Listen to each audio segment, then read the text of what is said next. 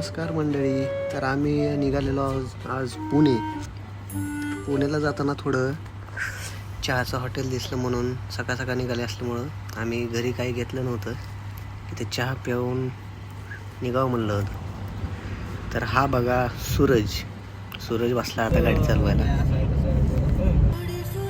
चालवतोय तशी बरी, पण साईडला बसण्याची जी मजा आहे ती हो काय बघा कसं आहे, कसं बसलंय मागं.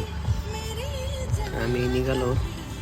तिथून पुढं आम्हाला हायवे लागतोय 4 लेन मोठा. त्या हायवेनं आमची गाडी 100-120च्या पुढं चालणार आहे. तरी तिथे थांबलो बघा, परत निघालो. थोडी गाण्याची मस्ती केली.